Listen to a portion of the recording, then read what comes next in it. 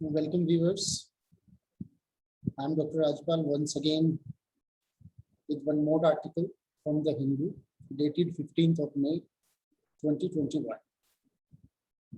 Before we start discussing this article line by line, I would like to inform you all that in this video, the issues pertaining to the visibility of the content, both in terms of vocabulary as well as the text itself of the article, would be improved. So wishing you a comfortable watch and a gainful exercise. Going with the same pattern, let's start with the vocabulary portion first. Today it's in form of PPT. We start with the first one.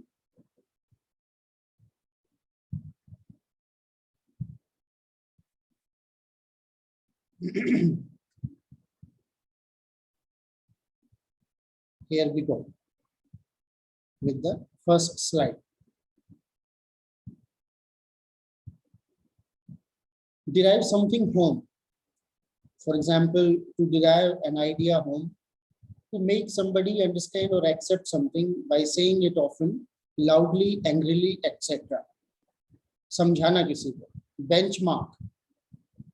Most common use of the word benchmark is in relation to the verdicts of various courts. For example, the benchmark decision, something that can be measured and used as a standard that other things can be compared with, a kind of touchstone. Hype, advertisement and discussion in the media, telling the public about a product and about how good or important it is. So that's hype, media hype. Flank, be on each or one side of something, somebody. Hoopla, it's a very interesting word, and most often it is being used by an eloquent, grandiloquent speaker, politician, Indian politician and thinker, Shashi Tharoor. So unnecessary excitement about something that gets a lot of public attention. That is hoopla. So hype and hoopla. This is one more word combination that I have specifically mentioned in the third slide. Genomics, the study of structure, function and development of genomes and how they are arranged and organized. That is genomics. Mumbo jumbo, language or a ceremony that seems complicated and important because but it is actually without real sense or meaning. Mumbo jumbo. Deride, to treat something as silly and not worth considering seriously. Deride means to criticize. A trenchant criticism maybe. Mores, an unpleasant and complicated situation that is difficult to escape from. That is a verb.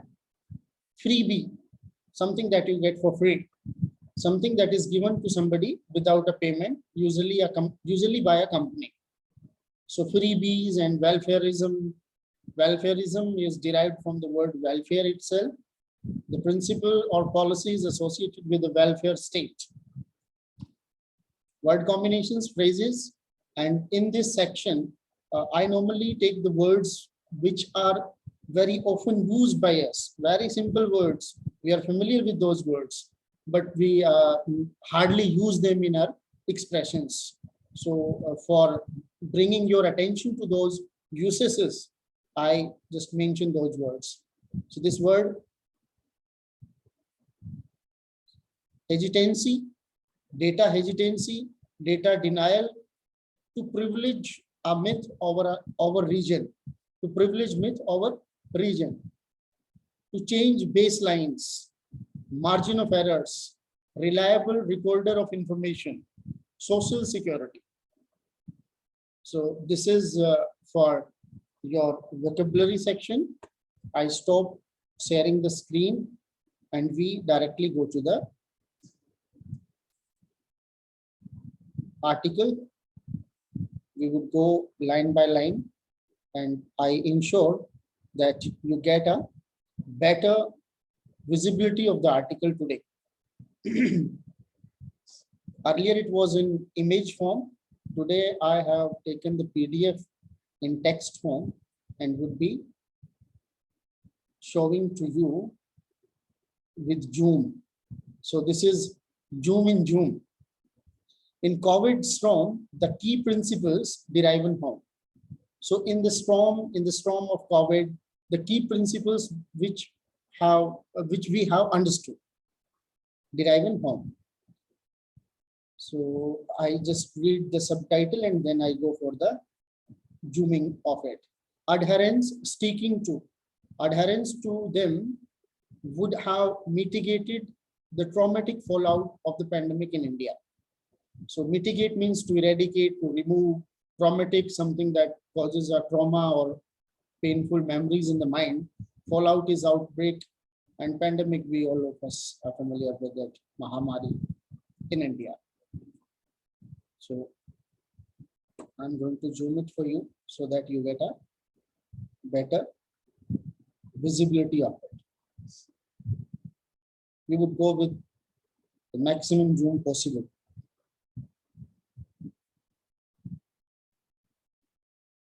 It's an article written by Seema Chisti. She's a senior journalist. Yeah.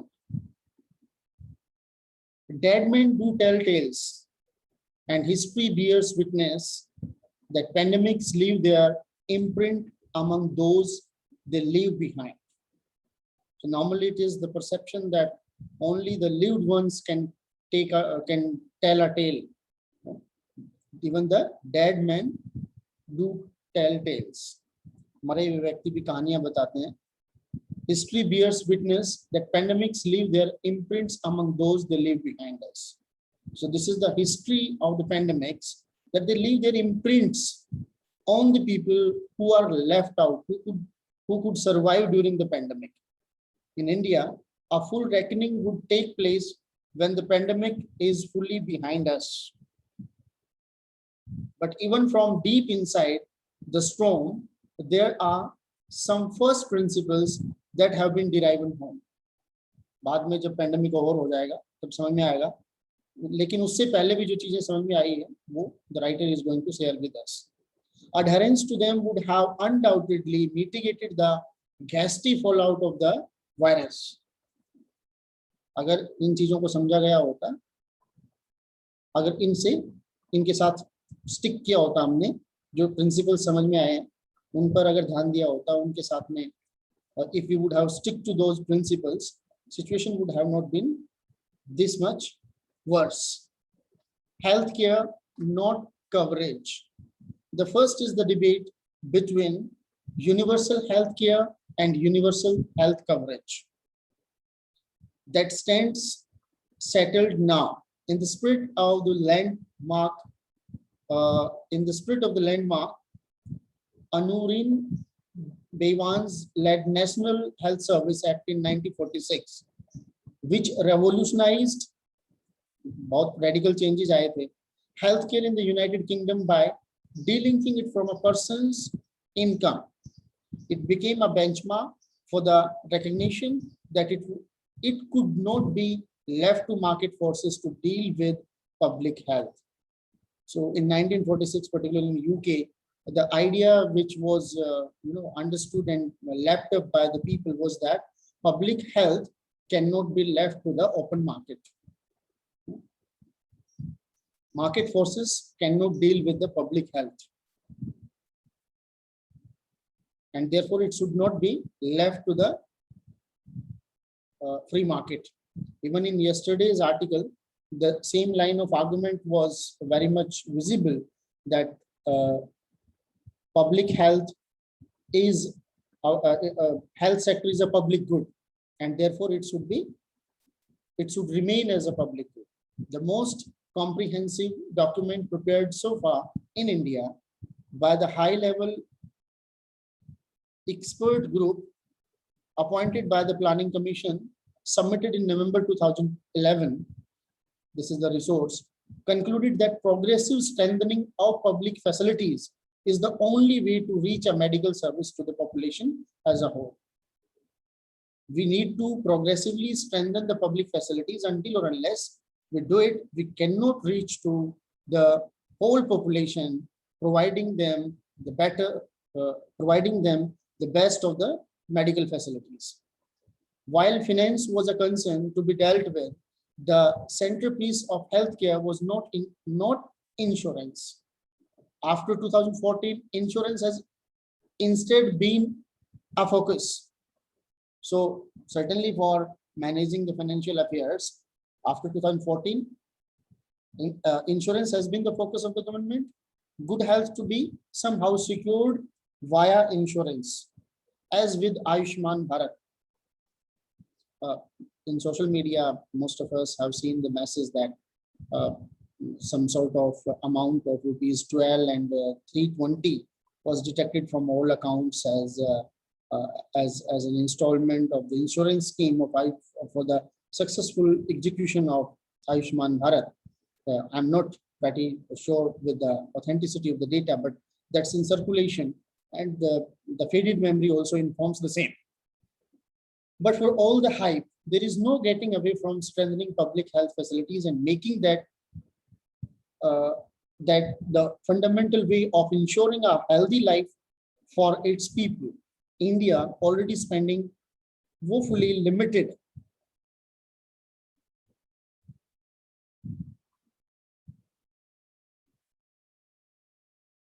amounts on health for all the hoopla and hype. So in the previous articles, might not be uploaded on the site, but maybe 4 or 5 days back, there was an article and that informs that we spend less than 1% of our GDP on health sector. So that's why the writer has mentioned that we spend awfully on health. For the hoopla and hype, ended up reducing allocations in the February 2021 budget. The results are there to see. Kerala,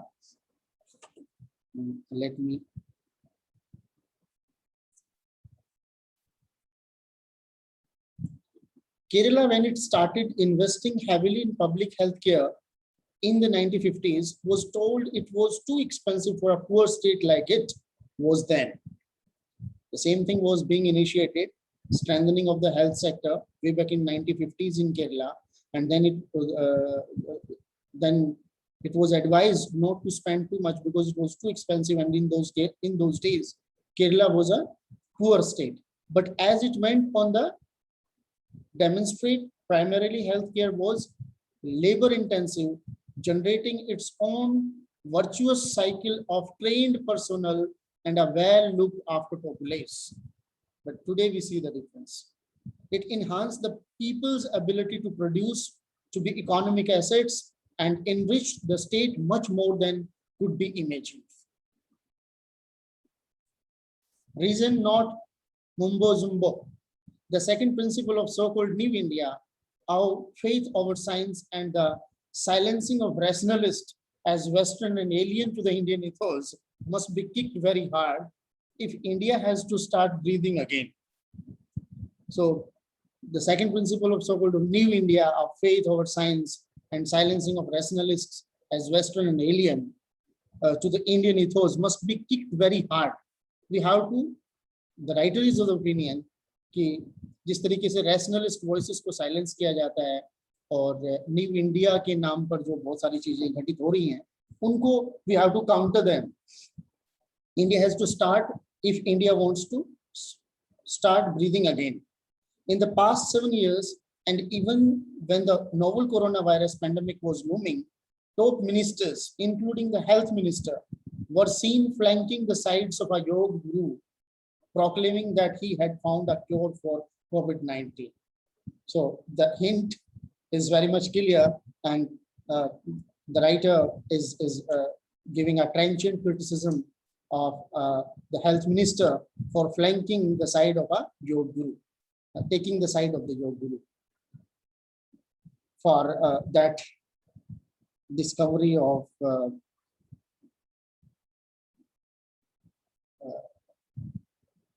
the treatment of COVID-19. The World Health Organization had to step in and make it clear that it had not endorsed it. The World Health Organization had to step in, WHO को step in करना चाहिए था and make it clear that it had not endorsed it. और ये बताना चाहिए था कि WHO ने इसको endorse नहीं किया है. The Prime Minister has himself privileged myth over region, most visibly at a hospital inauguration in Mumbai in 2014, where he spoke of plastic surgery as an Indian invention set India back by centuries. Plastic surgery as an Indian invention, citing Lord Ganesha's trunk. This set India back by centuries. The message downwards was clear. Science, rationalism, or expertise was Nehruvian and not to be encouraged. So the whole idea of science, rationality being polarized through political compartments, and the writer is critical of that.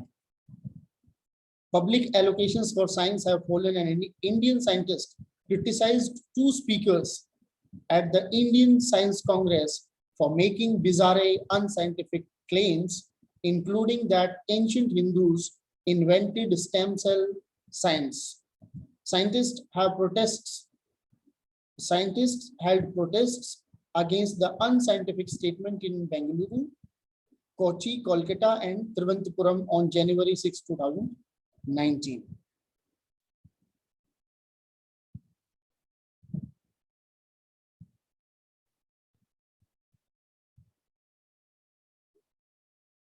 With the Ministry of Ayurveda, Yoga, and Naturopathy, Unani, Siddha, and Homeopathy, Ayush, coming under fire frequent for peddling known curse with the weight of the government of India behind it. It appears as if science itself was perceived as a threat to the ruling party's ecosystem. Although last year, no public health expert, and India has many, was empowered enough to be seen advising, directing, taking questions, or giving out advice that the public could trust, and on occasion, question policy. Although last year, no public health expert, and India has many. This is true कि हमारे देश में बहुत सारे public health expert हैं, लेकिन पिछले साल किसी भी पब्लिक हेल्थ एक्सपर्ट को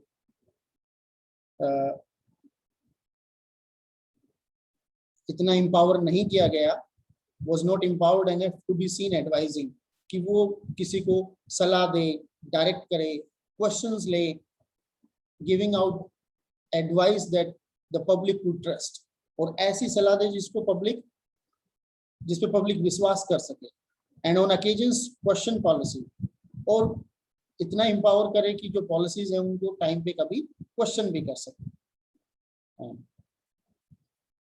The thali banging, candle lighting, abrupt lockdowns were all done via public addresses to the nation by the Prime Minister.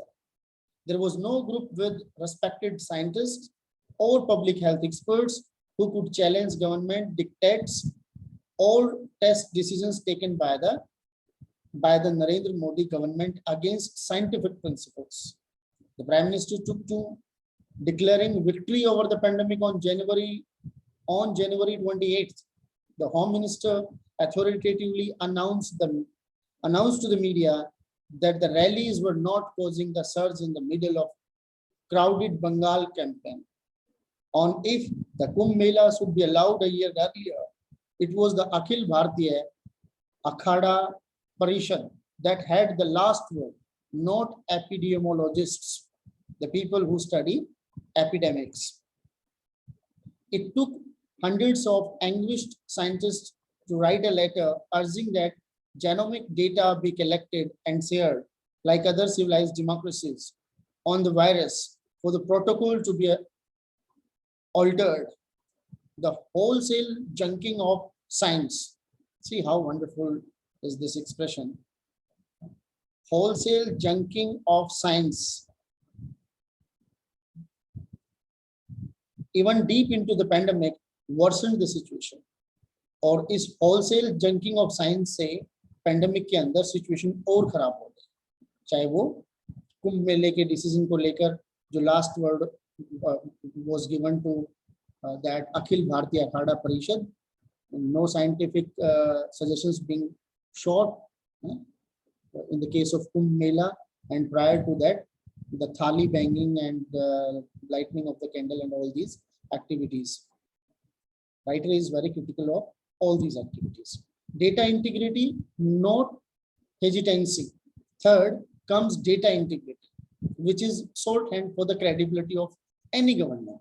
So data is the shorthand of credibility for not only for any government but for all of us at any time. Data hesitancy has been a feature of this government. Writer is of the opinion that data hesitancy is the hallmark of chief feature of this government. Whether it was about economic data, on making the GDP look good, or on recording employment statistics. So changing baselines without periodic labor force surveys or consumption survey data set the path for continued data denial over testing last year and this year over COVID-19 deaths. Other than moral and human imperatives of owing to each Indian who dies.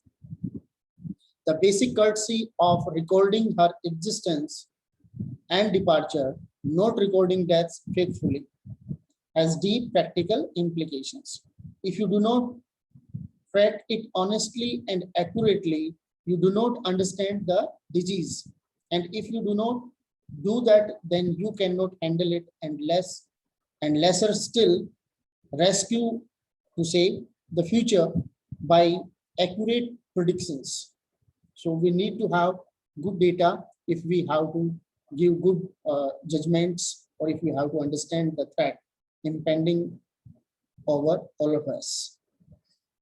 India's mortality data are many times lower than what is officially acknowledged, as discussed in detail by the latest assessments of the Institute for Health Metrics and Evaluation, and experts such as Dr. Bramar Mukherjee, Dr. Ashish K. Jha, and Dr. Murad Banerjee. The discrepancy is above the regular margin of error seen in many countries. This is deeply damaging to India's international standing as a reliable recorder of information. Not recording or diligently sharing data, actively sharing data, diligently means actively sharing data, has consequences, results, effects, after effects for India and the world, our economics and the poor. The fourth and final principle, the writer has taken up 3 principles, not taking advice of the scientific fraternity, and second is on data hesitancy, and the first was about that we discussed, and I failed to recall it now, but we are coming to the fourth and final principle that we need to understand. The fourth and final principle that the pandemic has derived home is the importance of centering good economics around improving the lives of those worst off. Recently, India has been anxious, curious about turning into 5 trillion economy, but there is no Security Council seat or grand entry into the big rich clubs of the world if India's overwhelming majority, those who live under 1.90 a day, cannot be lifted out of the morass.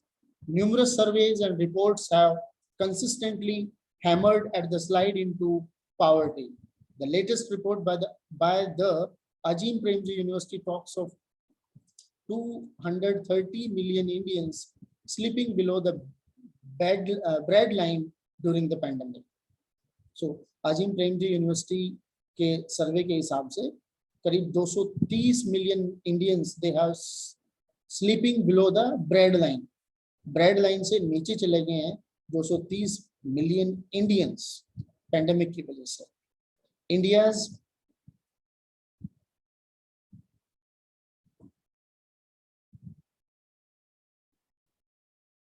India's obsession with being Vishwaguru egged on the misleading analysis deriding povertarianism, talking of freebies cannot be a replacement to sound welfareism, which must prioritize the majority of Indians who need a social security net. It is stunning, astonishing, surprising. It is a surprising disregard for global experience, whether it is Joe Biden's big spending, Boris Johnson ending the age of austerity, Germany launching the biggest state spend since the war of China's historic drive to end absolute poverty, and India's own when the International Monetary Fund acknowledged the fastest decline in poverty globally occurring in India between 2005 and 6 and between 2015 and 16. Understanding good economics as what helps its majority, the most poor and vulnerable, weak, must be a principle rather than a matter of embarrassment. तो इसको अच्छी economics को समझना और जो वर्तमान हालात है the most poor and vulnerable as what helps its majority, the most poor and vulnerable, must be a principle rather than a matter of embarrassment. तो ये एक बेइज्जती का सबब ना होकर एक समझदारी का सबब होना चाहिए. The virus is no sociologist, but the virus is no sociologist, but it responds to how society and human beings behave with it. This is very interesting. The virus is no sociologist, but it responds to how society and human beings behave with it. Allowing gargles of cow urine to double as cures, giving it a free run to travel and diversify amongst large unprotected crowds, or in a desperation to win elections such as in West Bengal, actively countering and boasting about mass gathering till just days ago were all invitations to disaster, providing the virus with what it wanted, a chance to multiply, diversify, jump hosts and regions rapidly, adding a escalator to the second wave. Right, it is the opinion that all these things, the public crowds, big crowds in election campaignings and all that in West Bengal recently, they have accelerated the second wave. They have given impetus, or they have increased the speed of the expansion or the outburst of the COVID-19. This was contrary to what India did with smallpox and polio, with far fewer resources. India ने पहले polio और small pox के मामले में आज जो हमारे resources हैं उनसे कम रिसोर्सेज के साथ में जो किया वो कॉन्ट्रेरी है जो आज हम कर रहे हैं. There its adherence to basic scientific and rational principles help its people and the work beat back the disease. The least good that might be hoped for at an unimaginably high cost is for COVID-19 to cure us the basic distortion in our public and political culture. This is important. The basic distortion in our public and political is for COVID-19.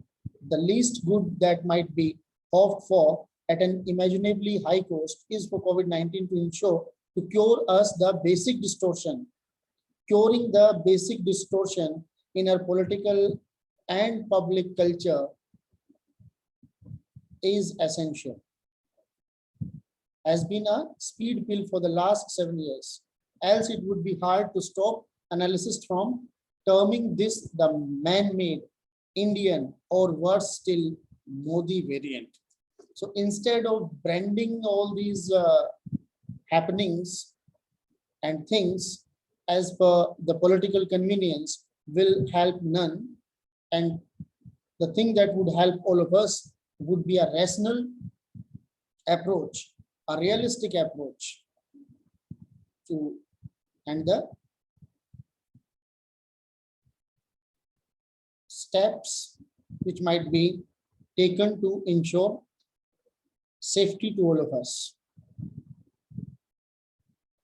So I hope today you might have enjoyed a better visibility of the text as well as of the vocabulary, and that's it in this article.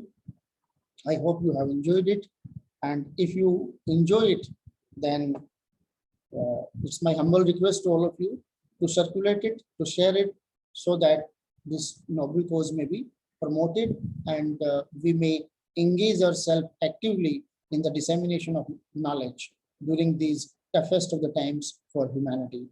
Wish you all that stay home and stay safe. So wishing you safety to all of you. I just say thank you as a concluding remark in this lecture. Thank you all of you.